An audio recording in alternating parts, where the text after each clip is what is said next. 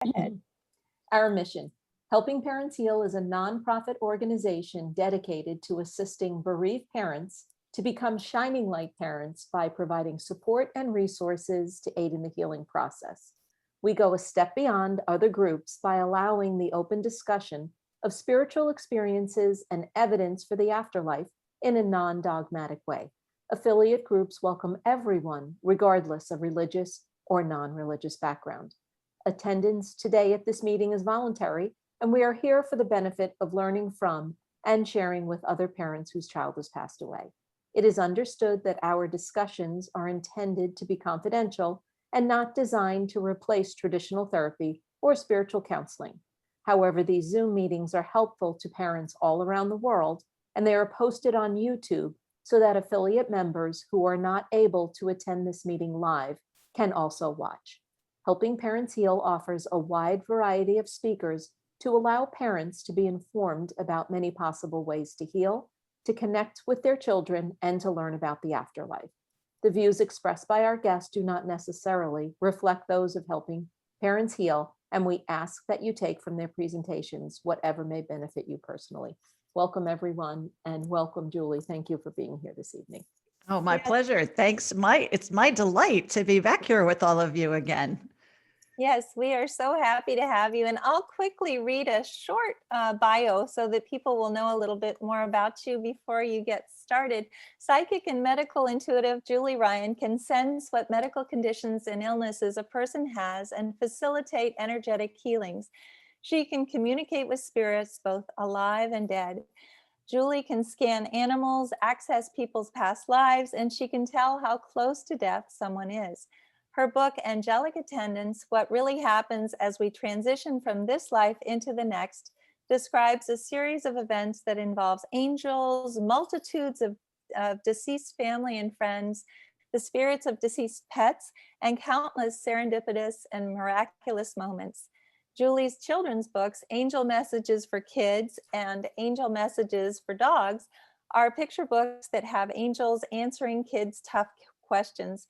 Each week, Julie scans callers on her Ask Julie Ryan podcast, which is heard by millions in over 100 countries throughout the world. Julie is a businesswoman, an inventor, an author, a podcaster, and a serial entrepreneur. Her surgical device inventions are sold globally, and she has founded 9 companies in 5 different industries. Julie's psychic and medical intuitive skills are learned. And she's on Facebook, Instagram, Twitter, Pinterest, and YouTube at Ask Julie Ryan. So without further ado, please join me in welcoming Julie Ryan. Thank you so much. Hi, everybody. It's fun watching where you're all calling in from to see the different places. So happy spring from Sweet Home, Alabama. I'm in Birmingham, and it's beautiful down here. So delighted to be here again. So what we would really like to hear about to start with, and especially since it's a huge percentage of what you do, is your medical intuitive skills. And I know that we talked a lot about when our loved ones transition and exactly what happens when they do so last time. That was so fascinating. But if you could tell us about those skills, which are learned, which is amazing, and that you also teach people, that would be so wonderful for our parents to hear about. Okay, I'll be delighted to. I was laughing. I was talking with Elizabeth and Irene before we all got together, and I said, basically, I'm a businesswoman who learned how to do woo-woo, and I'm a buffet of psychicness. And that's really true. So what Elizabeth was talking about, once you connect with spirit, you can do all this stuff. And this is what I teach people all over the world to do. And it's just a blast. It's so much fun because spirit is pure love. And so spirit is fun. And so I really get to enjoy what I do when I talk to people from all over the world. And as you mentioned, Elizabeth, most of the work that I do is medical intuitive, primarily because that's what people ask me to do. I think there are a lot more mediums and psychics out there than there are medical intuitives. So a little bit of my background, as Elizabeth mentioned, I'm an inventor of surgical devices, some of which have been sold globally for 30 years. And so I was interested, obviously, in helping people heal their bodies from the medical device side of the equation. And about, oh gosh, going close to 30 years ago, I had a friend give me a book called Anatomy of the Spirit by Carolyn Mace. Some of you may have read that or heard of her. And she called herself a medical intuitive. And I thought, what the heck is that? I'd never heard that term before. And so I read her book and then I wanted to know more. And back at that point, we didn't have the internet yet. So I did the old fashioned thing and I went to a bookstore. I went to a Barnes and Noble to see if there was some other information on this. And I found Hands of Light by Barbara Brennan. Some of you may have heard of her, or she's a former NASA physicist who has parlayed very complex quantum physics principles into understandable language for the layperson. That would be me, a non-scientific person. And so I read her book and I wanted to know more again. Now I can see I was being led to do all of this. And so I called her school and I said, do you have anybody in my area teaching this stuff? At the time I lived in Nashville, and sure enough, they did. So I studied it for 6 years.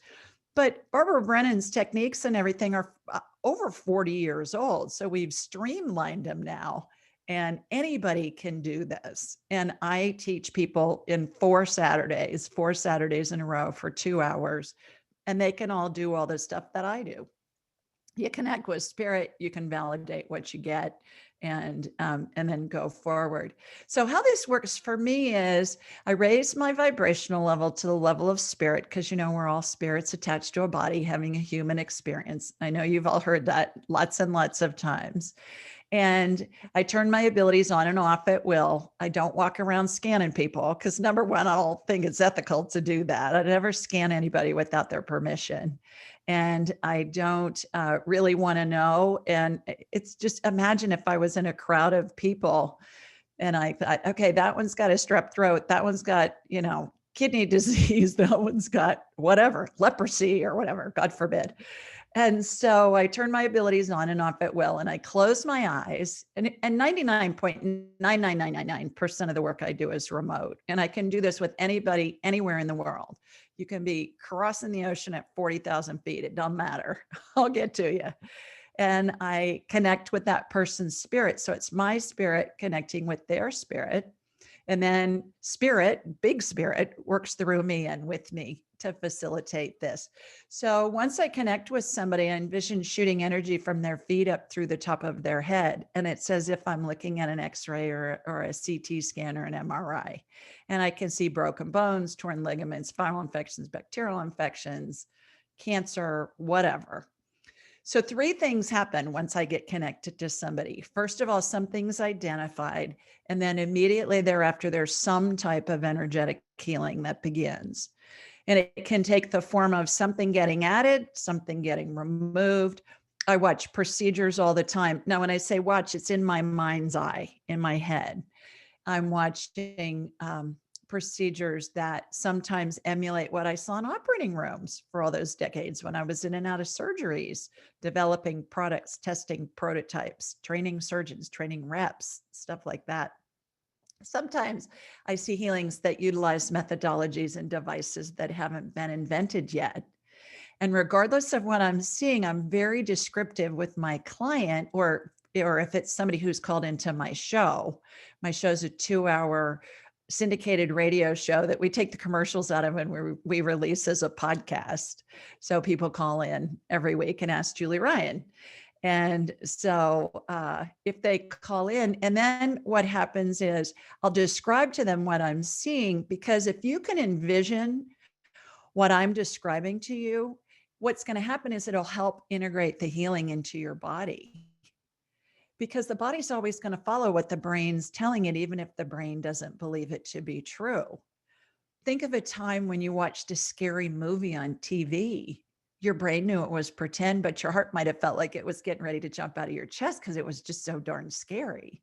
So I think that's a good example. You'll find I talk in analogies a lot because it gives our human minds a frame of reference for this woo-woo stuff. So Something will be identified, there'll be a healing. Something else will be identified, there'll be a healing. Goes very fast. If I have somebody for an hour, if somebody calls into my show, I have 5 minutes with them.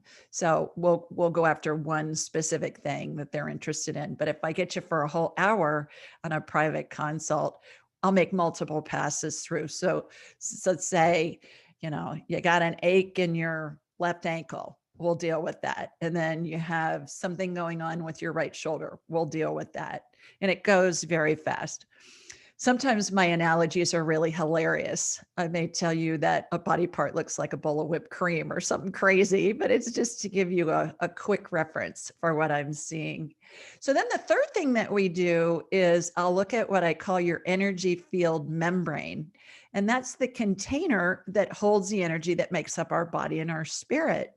And it reminds me of really thin, stretchy saran wrap, the kind that you get on a tray of chicken breasts from the grocery store. You know how that stuff's thinner and stretchier than perhaps the Glad wrap that's in a box in our kitchen drawers. So when there's a tear or a hole in that energy field membrane, it's allowing an energy leak. And energy leaks always precede any kind of medical condition, and they're caused by an emotional event, either in this lifetime or a past lifetime. That emotional event can be something simple, like somebody called you a bad name when you were little and it hurt your feelings, or it could be something really dramatic. Doesn't matter, doesn't even matter if you remember it. But as soon as I see that tear or hole, and most people after the age of about 15 will have one, I'll envision going into that hole and I'll be shown this scene. It's like Alice walking through the looking glass, and she ends up in where's Alice? Wonderland, I guess. And she walks through the looking glass. And so it's like I'm watching a mini movie in my head, and I'll get information about what the year was, a little bit about what happened. Again, it can be something simple. Like if somebody calls you a bad name when you're little, we look at that as adults and we think, well, that's no big deal. But it was a big deal to your 3-year-old little self when that happened. And the most dramatic thing that I've seen is I was working with a woman in the UK who lives in Guernsey, which is one of the Northern Isles in the UK. And I saw this scene of her as a preteen, and I saw an explosion behind her. And I said, does that mean anything to you? And she said, yeah, I was a victim of an IRA bombing when I was 12. I thought, okay, that qualifies as dramatic. So regardless of what it is, if it's a past life thing, we'll get where it was, when it was, a little bit about what happened, and then we'll correlate it with what's going on in your current life. The point of the matter is, as soon as we illuminate whatever that emotional event was that caused an energy block, a la Eastern medicine, acupressure, acupuncture, clear the block, get the chi to move, that whole concept. As soon as we identify what it is, it eradicates it, it eliminates it. And then that energy field membrane can heal, because what happens is when we have an energy block, other life events, emotions pile on top of it, causing enough pressure that eventually it causes a blowout in the membrane. And that's how energy leaks happen. So as soon as we illuminate it, it eradicates it. That energy field membrane heals immediately. I'll shoot energy through the person another time. They'll be working on full power, which helps the body heal and helps it maintain health. So a quick analogy of what I like to use to describe how this looks is, imagine if you go to the pet store and buy a goldfish. They're going to put it in a plastic bag of water in order for you to get it home. Well, if you have a picture of that in your mind's eye, the goldfish represents our body. The water represents our spirit, because the body is inside the spirit, and the plastic bag represents our energy field membrane. So if there's a pinhole in that plastic bag and water's draining out a drop at a time, for a long time, that goldfish is going to be just fine. And yet when enough water drains out, that fish is going to be in trouble.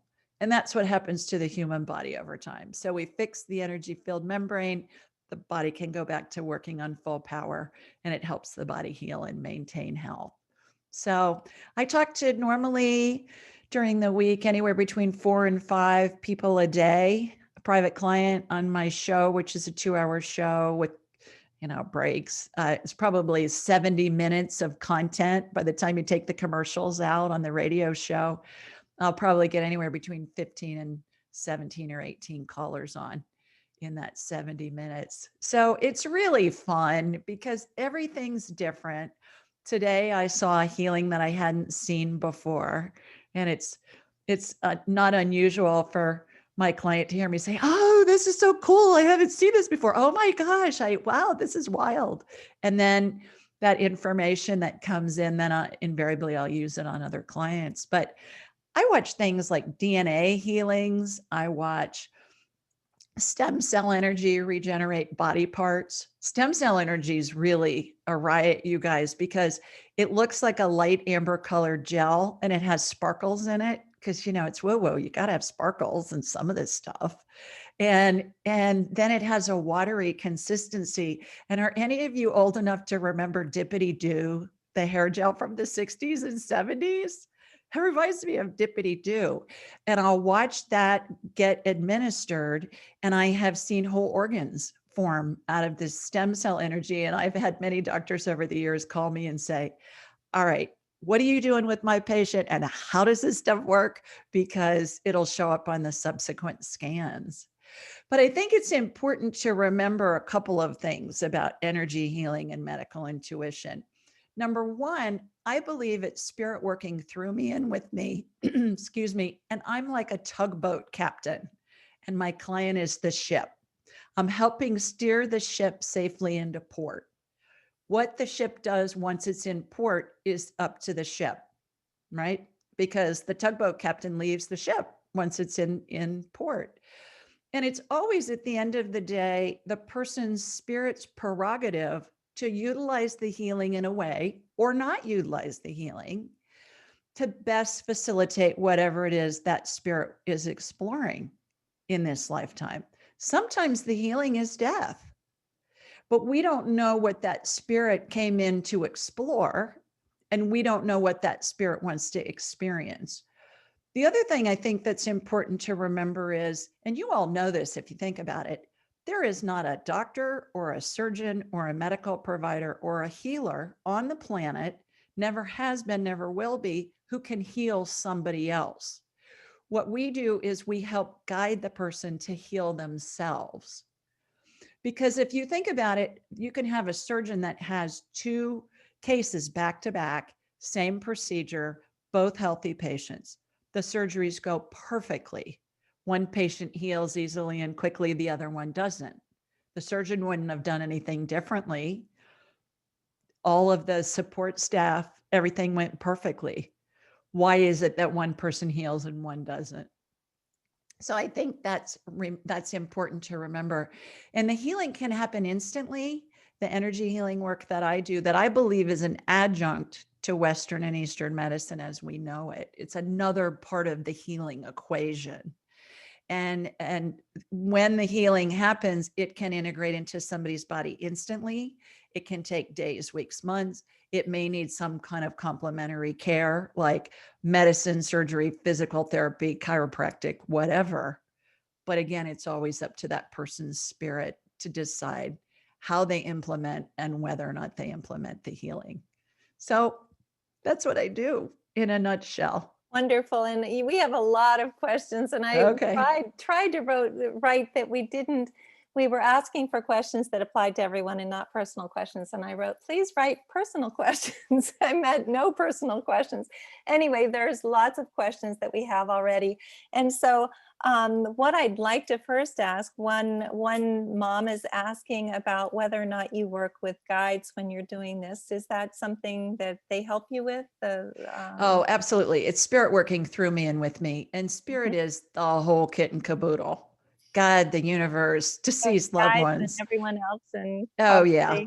all of your loved ones who have passed as well, who are helping exactly. you. And it's interesting because I scan people when they're in surgery. I can scan for the family while they're in the waiting room, and I'm texting with them about what's going on. And I can actually see what's happening in the actual surgery.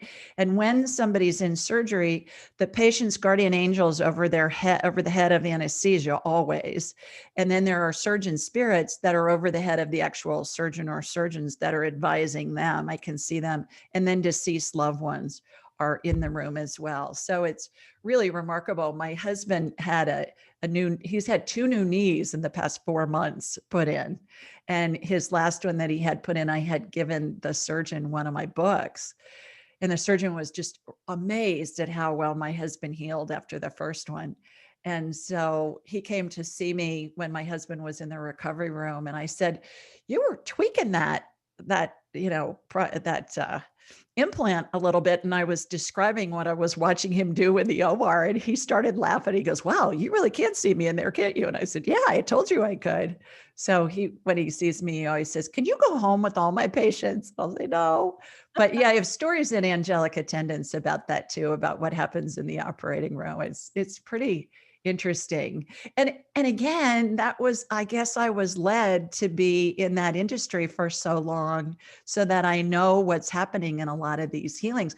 They use the same instruments, the spirits do, the same kinds of devices. And does that really happen? Who knows? But it's how I perceive it because it's based on a frame of reference that I can identify. You understand? That's Yeah. amazing. Teresa is saying, can you sense when someone who is living is going to pass? And I guess that goes even a little bit further. Does that mean that maybe there isn't anything that you can do for that person? And how does that translate in terms of your work then? We talked about last time I visited with all of you about the 12 phases of transition, and the spirit exits the body, detaches from the body, and hangs on to the top of the head in a bubble configuration. It looks like a cartoon bubble that you'd see with the cartoon characters' words or thoughts in it. And so the spirit is the power source for the body, which is why when somebody dies and their body and their spirit separate, the body doesn't work anymore.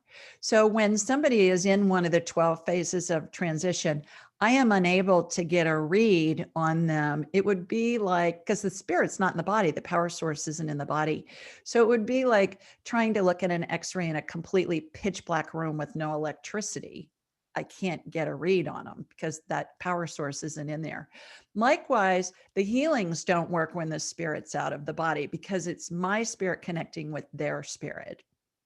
Now, having said all that, as someone is progressing through the 12 phases of transition, there's a percentage of the time where they go back, and even people who are in phase 11, ready to die, which is phase 12, the angels carry them off to heaven.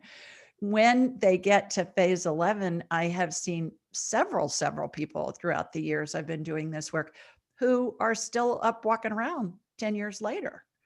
And so they can go back out of the phases if they decide that they want to stick around for a while.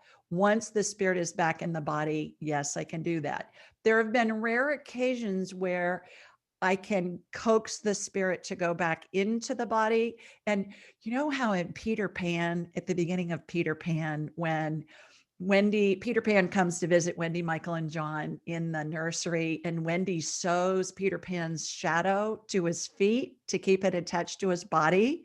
That's what I do. So I learned that from Peter Pan. So if I get somebody's spirit back in their body, I'll act like I'm sewing it, to their feet to anchor them. And then again, it's always still the spirit's prerogative to stay in the body or not. But yeah, it's amazing how these different visions of things come in, and it's in ways that we can all understand and help, Beautiful. implement the healing.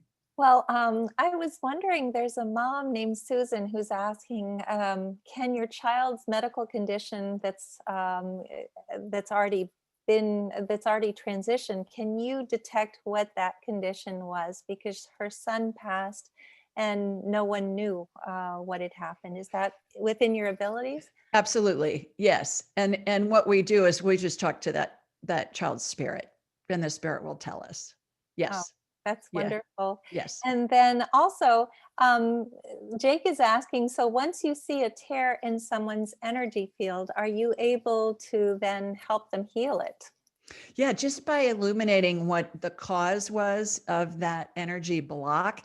And you know how psychologists will say, we're going to talk about your life and it will be as if we're peeling an onion a layer at a time.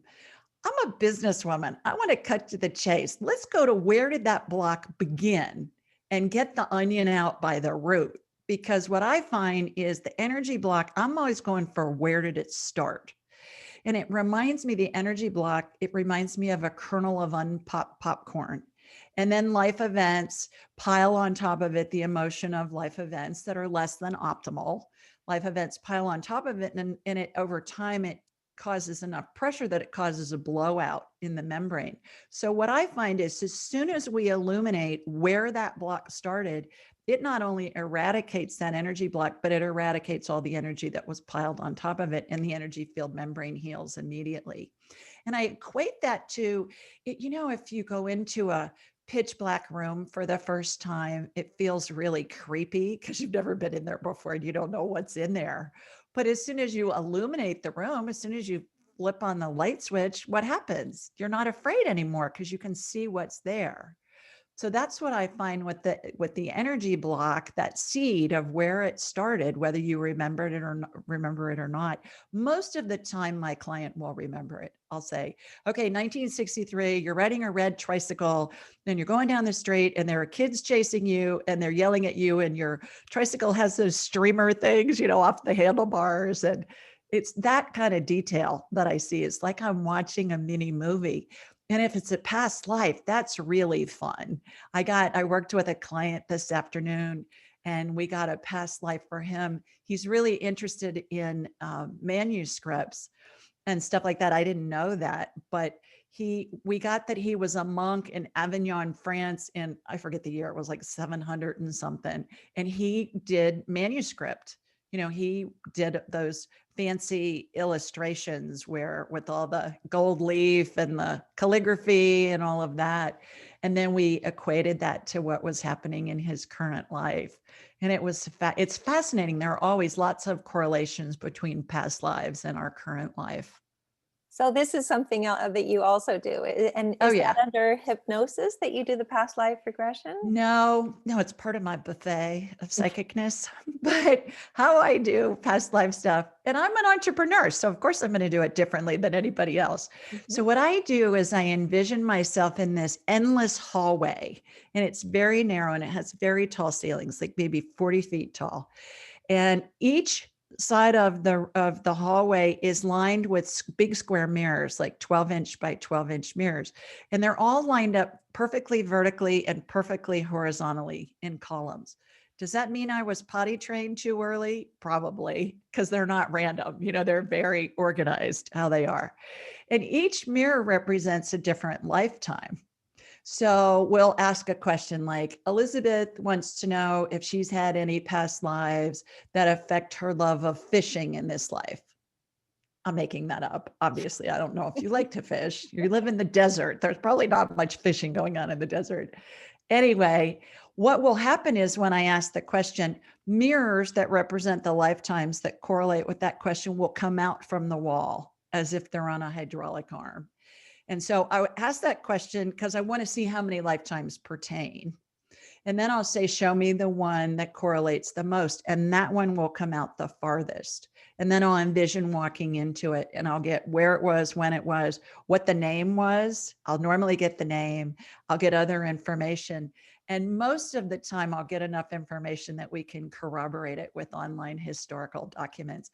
Earlier this morning, I had a woman and we did a past life thing on her because her hole in her energy field membrane correlated with a past life. That was where the block started. And we got that she lived in Mesopotamia. I forget the year, long time ago. And I got that it involved the River Nile. And I was thinking, okay, I know the Nile's in Egypt, but I don't know if it's in Mesopotamia. I couldn't even tell you what countries in today's countries were Mesopotamia. So we looked it up, we Googled it while we were on the phone together, and it's like Iraq and Jordan and Syria and a bunch of them. And so then we Googled, okay, the Nile. Well, the Nile goes into the Tigris and the Euphrates, and it's in the middle of that area. So again, I always say, I can't make this stuff up because I don't know. I didn't know what the countries were that are present day Mesopotamia, let alone did I know that the Nile River, where all it flowed through, except I knew Egypt, but So So you're it's Googling, so really fun. your client is not under hypnosis at Oh, all. no, no, no, That's no. pretty amazing to No, be no, no, able to no. do No, that. I'm scanning How their past fascinating. lives. Wow. Yeah. No, That's past lives are really a blast. They that's are really so much fun. interesting. Oh my goodness gracious. Well, I have a bunch of questions here, so let's try to get through at least some of them. Um, Okay. Yvette is saying, and I think this is a very good question for all of us, can our own energy be healing to ourselves without intention? Is that something that's possible? Oh, absolutely. The body is always going to do what it can to heal itself. The body is programmed to heal. Absolutely. That's Yes. wonderful. Can you do one-on-ones with US clients, or do you do everything by Zoom and by I telephone? do everything remotely, unless it's a Everything family member remotely. or a friend that I'm with. And Yes. so it's just as easy for you to do it by Zoom as it is Oh, person yeah. to Oh, person. yeah. Oh, yeah. I People, I mean, I say I could scan you on Mars if they had internet access. It Well, doesn't that's so matter. interesting. I know that Suzanne Wilson tells me that it's even easier to do it by Zoom because, especially with a parent who's recently had a child pass, because if you're face to face with that person, sometimes the energy is blocking a little bit and it's easier to do it remotely that way. I don't know if that's I true don't for you. find that the case. And most of mine is on the phone. Mhm. Most of it is Not by Zoom I then. use Zoom for international clients. Talked to somebody from Dubai this morning.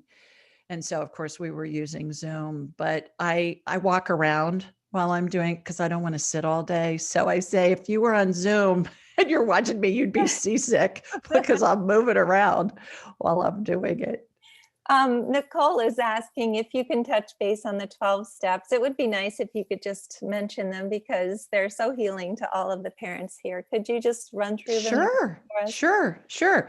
Well, as I mentioned, the spirit exits the body through the top of the head, and it looks like a cartoon caption bubble. And then the closest maternal spirit shows up as the person goes into the 12 phases. So if it's, for instance, if the mother's still alive and the maternal grandmother is alive, it'll be the maternal grandmother's mother. It's always on the maternal side. And then a paternal person shows up again, always on the maternal side. So if the father's still alive, it'll be the maternal grandfather. If he's still alive, it'll be the maternal great grandfather. It's always on the maternal line. And then phase 3 is angels show up in a circle. And it's the mother spirit, the maternal spirit, that is the one that runs the show from the spirit world, which really surprised me. And the first time I saw this was when my own mother was dying in 2002. And I always thought, okay, God's running it, angels are running it. It's the maternal spirit, which is really fascinating to me. But that's just what I've seen in hundreds and hundreds and hundreds of families with whom I've worked over the years. I've worked with thousands and thousands of clients, but people who've lost a loved one, while the loved one is dying, it's certainly many, many hundreds of people. So then that circle of angels, and these angels appear to me as really big angels that look like the statues and the paintings. I'm a girl that went through 12 years of Catholic schools. So that's what I was taught angels look like. Somebody that grew up in the Amazon, perhaps in an indigenous tribe, might see an angel as a purple blob or a lime green blob of energy or something. But that's my frame of reference. And we're always going to be filtering information from spirit through our own human frame of reference. So it gives us an understanding of it. And these angels are big and they got big wings and they're all wearing white gowns and they look like the statues. And then as the person starts progressing through the 12 phases closer to death, the circle opens into a horseshoe, eventually into a straight line at the foot of the bed. It doesn't matter whether somebody dies instantly, like in a case of a homicide or suicide, or whether they die over a long extended period of time. Everybody goes through the 12 phases of transition because remember, time doesn't exist in the spirit world. Time is a human creation. So it's feasible that 100 lifetimes of 100 years apiece may not even be a blip on the radar screen in the spirit world. So it's important to remember that. And then more family and friends, deceased loved ones show up. The spirits of deceased pets show up. Midway through, there are angels that appear on either side of the spirit bubble, that I call it. And then about phase 9, their wings start to move. And that was really wild when that started happening with my mother. And I thought, am I having a midlife crisis here? Am I hallucinating? What am I seeing? But not only were the wings moving, I could feel an upward pull. And what I came to learn with her and have seen obviously many, many times since is their movement of their wings create an upward draft, like a vortex above the head. And that's what helps the spirit and the body separate. And it reminds me of when you're in the car wash and you stay in the car and you're driving through, and at the end, they turn on the dryer and it starts sucking all the water off of you. That's the feeling that I get when I see this. And so come to find out that, as I mentioned, helps separate. But when I was writing Angelic Attendants, I researched this because the movement of the angel's wings reminds me of a giant owl. If you've ever seen a documentary or a story about a giant owl, their wings are very slow and methodic, and you can almost feel the drag from the owl's wings. So just for kicks, I Googled giant owl wings vortex. Come to find out, there's this thing called the wingtip vortex that helps provide lift to every bug, every bird, every plane, every kite, every jet, anything that flies. There's a wingtip vortex that forms underneath the wings, and it causes the lift. So what's happening with the angels' movement of their wings is causing a phenomenon in our human reality, which helps the spirit and the body separate. It helps lift the spirit, and then the spirit is escorted to heaven by angels on either side of it. And heaven, it makes me think of this big whitish yellowish plasma wall. And when you go through it, you just go through it and then it closes up and there's no trace of it. I have never seen the pearly gates with St. Peter out in front with a clipboard checking off names and saying, okay, you can come in and you can't. I've never seen that. But I see this plasma wall. And when I see it most of the time is I do this exercise and I teach my students how to do this, and it's called the walk to heaven. And it's a dress rehearsal of what's going to happen when the body and the spirit separate. And it's really a gorgeous exercise because not so much children, but an awful lot of people are afraid to die because they've been so inundated with, are you going to fly or are you going to fry? You're going to go to heaven? Or are you going to go to hell? Or are you going to spend time in purgatory? I mean, all of that. And sometimes it's the most religious people that are the most afraid. And so we do this walk to heaven where we walk through the sand in your part of the world, Elizabeth, in the desert, and we walk into the setting sun. And inside the sun is this wormhole, and it's a black hole that we walk into. And then, so we're walking vertically, our spirit. I'll take my spirit out of my body and I'll join their spirit. I'll detach their spirit from the top of their head. And so we're walking through the desert. When we get to the black hole, we go horizontal.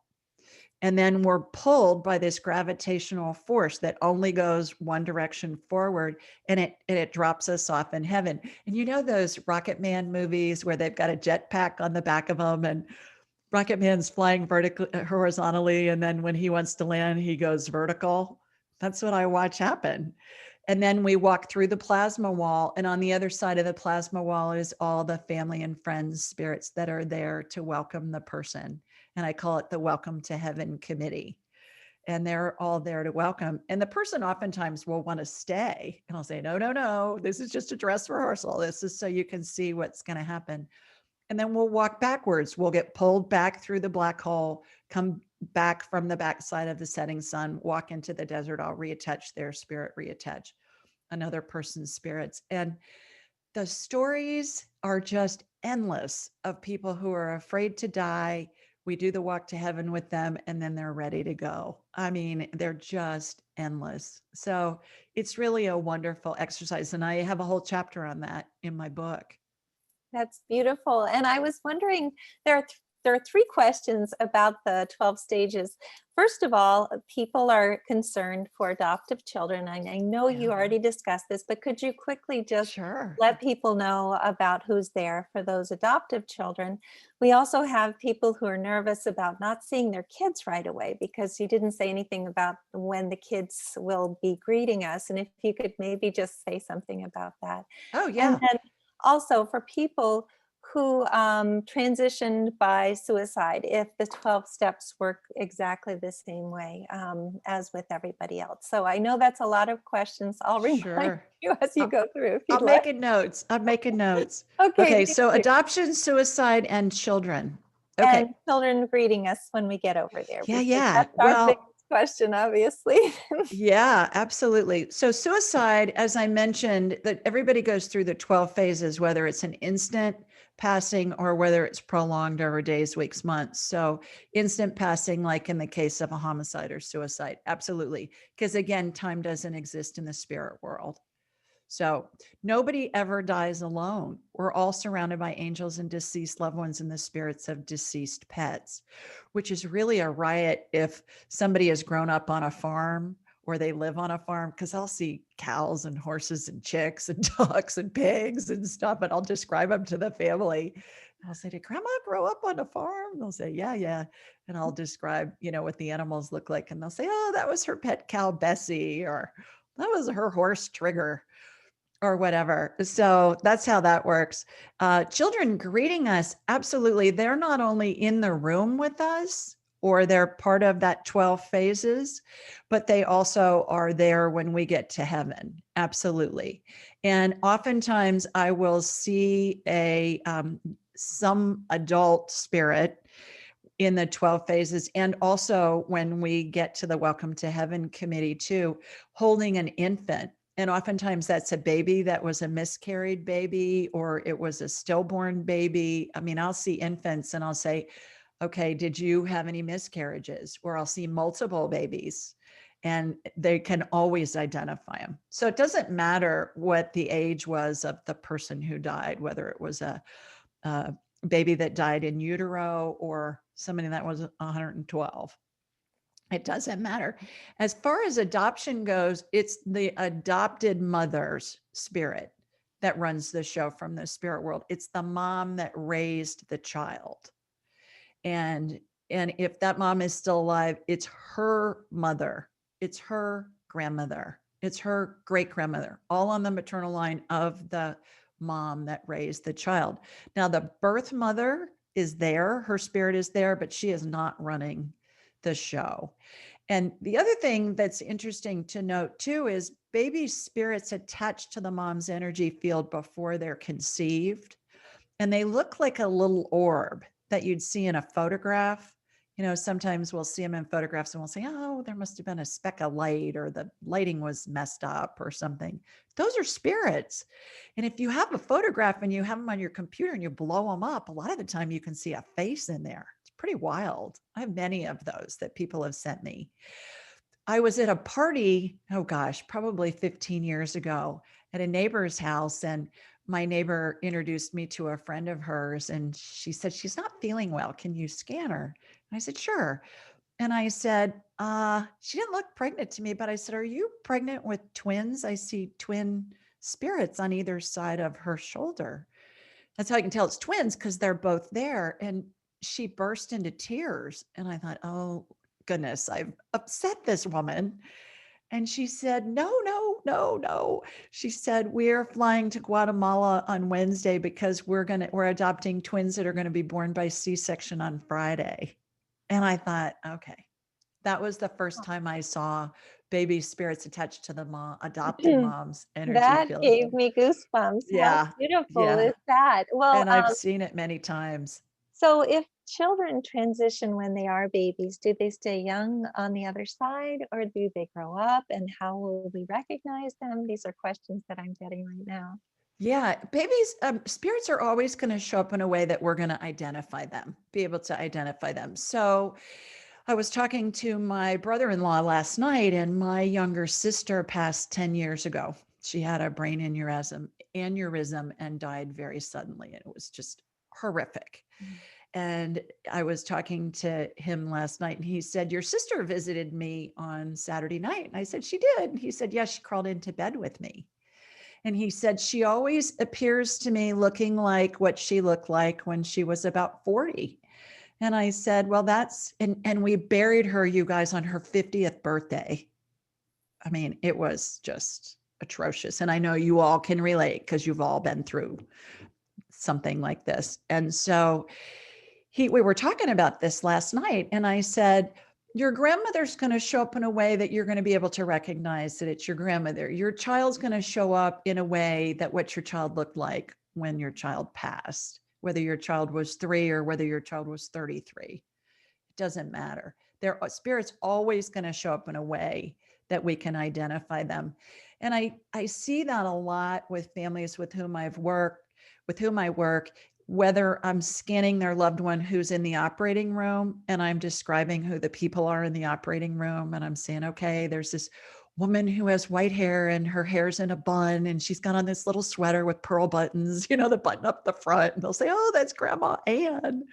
Or if it's the Welcome to Heaven committee or the spirits that are in the room as somebody is dying, I can describe what they look like and they'll be able to identify them and be able to identify the pets as well. That's a great question.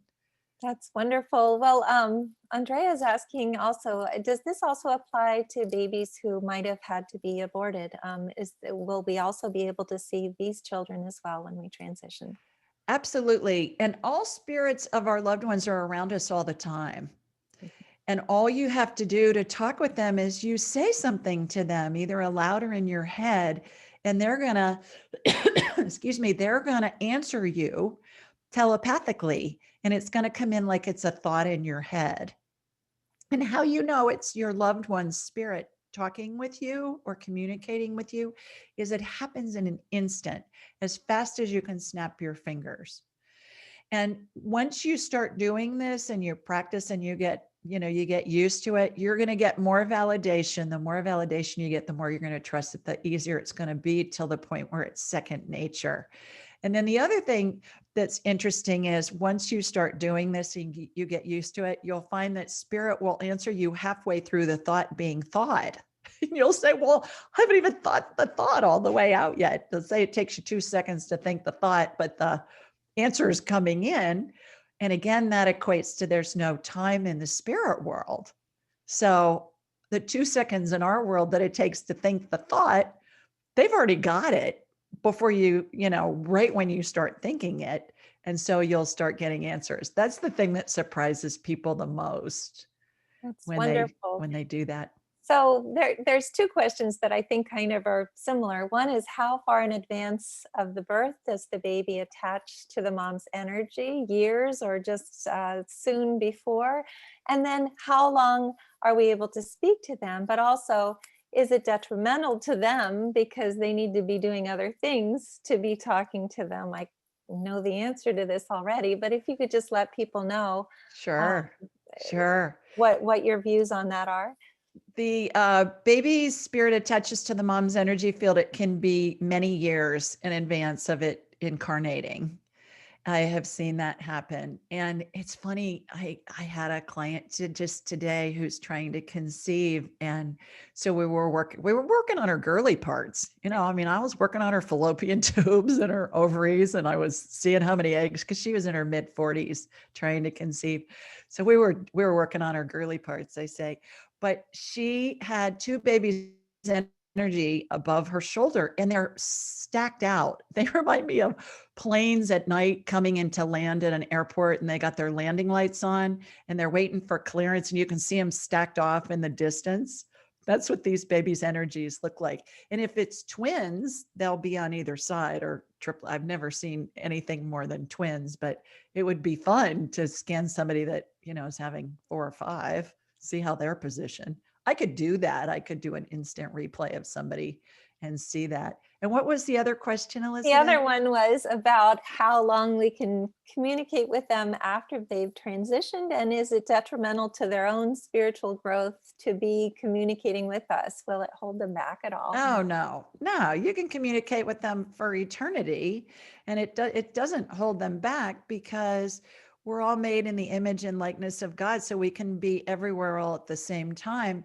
And there are lots of schools of thought that there are multiple realities happening at the same time. So I get questions a lot about, well, if my child has, or my loved one has already reincarnated, how can their spirit still be around me?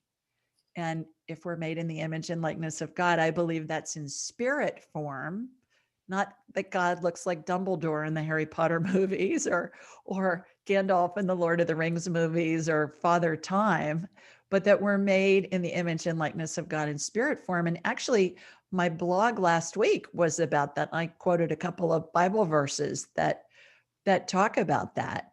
And so that's my understanding. And at the end of the day, is that really the way it is? It's my understanding of it. And we're all going to find out once we transition. So we'll know for We sure are. then. Our kids Yeah. already know, right? Your kids already know. Well, Absolutely. I also was wondering, we've had a few questions about the fact that Reiki is a healing modality that's accepted in lots of hospitals. Lots of hospitals use it.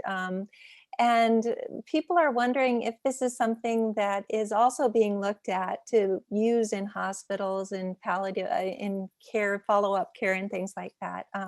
Obviously, you've spoken to your husband's doctor about this. Oh, Is it yeah. something that they are looking at to maybe complement surgery and things like that? I think it's coming. I think Reiki is one methodology. I started with Reiki before I even read those books that I mentioned. So Reiki is kind of like an entry level energy stuff. The stuff that I teach is like postdoctoral level, is how I consider it. And it is not only being taught in colleges and medical schools, but I was asked by my physician to come speak to her new residents and interns and fellows when they come in the spring. And I've had, I think to date, probably pushing 10 professors from all different specialties, nursing. I've had several physicians go through my training, several other medical providers, nurses, and other medical providers. And it's being integrated into the system. And it's not really that it's something new. It's like we're going back to what we knew before the last 100 years or so. You know, we've become so proof-based in wanting to have a test. And we all know that you can go have a blood test and they say, well, there's nothing wrong with you. The doctor says, well, there's nothing wrong with you. And you still have the symptoms. I mean, it's not that the tests are the end all be all. It's part of the equation. And when I went to see my doctor earlier this month, she had fallen and she had hurt her fingers. She had some tendon things. And so we were going over my stuff, and then I was working on her in the exam room. I didn't touch her. I mean, we were working on it. And so she texted me the next week and she goes, oh my God, my fingers are so much better. So Oh, that's yeah, amazing. Well, it's we fun. have just a few more minutes, and I wanted to ask two questions that are very similar. One is, do our kids know when we are going to transition? And do you know when you're going to transition? Do you already know that, Julie? No, because we all decide when, where, and how, and who's with us when we go. And so it's not been my experience that there's a set point when somebody transitions, when you come in, that you know you're going to die on April 19th, at 2:30 in the afternoon. What I find is that people will transition regardless of their age when their spirit believes that it's time. So it has not been my experience that there's a preset time. Okay, great. And so One other point on that, if I Mhm. may. Things that have happened in the past are set. Things that are happening now are set. Things that are happening in the future are fluid.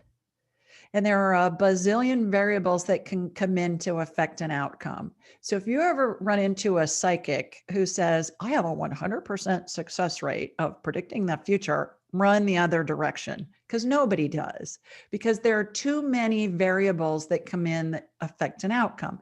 Your free will, other people's free will, global pandemics, whatever. And so, yeah, I wanted to Well, add that. and while we have just a few minutes left, I would love for you to tell us how to get in touch with you, your radio show, more information so that people can interact with you, because everyone's asking how to connect. And also, how far out are you scheduling? That's an important question to know. I'm scheduling a few months out right now. I usually run about 3.5 months out, but here's the secret. Get on my calendar if you want to do a private session. And then when you get your confirmation email, you'll see a reschedule button on the confirmation email. When you think about it, click on that and it will show you people that have rescheduled. And oftentimes you can get in sooner. I had a client today that did that yesterday and got in today because a client yesterday morning had rescheduled. And so this client that was checking, so the one that I talked to was scheduled for July and she got in within less than 24 hours. So that's the key with So tell that. us about your radio show too, so that My everybody. radio show is a blast, you guys. It is so much fun because people call in from all over the world and they ask medical questions, pet questions. Can I talk to my deceased loved one? Can we do a past life thing? Should I marry this guy? Should I move? Is this a good job change for me? Every week is different. It's all different colors. It's so much fun. So that's number one. You can find it anywhere you download podcasts if you want to listen to the playback on it. Everything you want to know about me is at askjulieryan.com. askjulieryan.com. And may I mention the books now, Elizabeth? Of course, please Okay. do. Yes. Any of you that want to read Angelic Attendants, what really happens as we transition from this life into the next, I am happy to send you a complimentary digital and audiobook copy for free, just as a gift, because you guys are all special in this group. So this, and then also my children's books are Angel Messages for Dogs and Angel Messages for Kids. And they are picture books and they're just darling. The illustrations are colorful and there's maybe 15 sentences, maybe 20 sentences in each one. So just if you go on askjulieryan.com and click on the Ask Julie page, and then just say, hey, I heard you on Helping Parents Heal. I would love a copy of your books and we'll send them to you as a gift. And please feel free to share them with family members if you feel so led. kind of you. And I know that people from last time have already gotten their books and they're so grateful for those. And we truly love having you on here, Julie. It's just such my a pleasure. joy. And I have one caveat, one thing Yeah. real fast. My assistant, Rachel, had a baby on Thursday during my show. Oh, So congratulations. she went into labor just as I was going on the air. And I said, okay, everybody, we need to pray for Rachel. And then I was texting my brother, who's her father-in-law, during the commercial breaks and saying, okay, what's the update and everything. So you'll see, if you go on Ask Julie Ryan on any of my social media, you'll see Rachel and new baby Philip. Oh. And so she's out for a couple of weeks. So be patient with us. We will get your request sent to you, but it may not happen within an hour. It may take a little bit of time because Rachel's gone and she's my right hand. And what a wonderful thing to happen during the radio. It was great. It was really the radio fun. show. How exciting for you. Well, thank you again for being here. And thank you all for being here as well. And again, we have lots of things going on this week. Please come back and see us. And thank you, Julie. And we'll definitely, if you're willing to come back, we'd love to have you back again. Anytime. And have a wonderful evening. And Irene, have you unmuted Yes, everyone? everyone's unmuted. Thank you, Julie. Another great You're Great call. welcome. Thanks, Thank Julie. you. Thank Yeah. you, Julie. Everybody. Thanks Thank so you. much. Have a good night. Many thanks. That's amazing. Thank you so much. Take care now. Thank you, Julie. Bye. Thank you, everybody. Thanks. Have a Good nice night.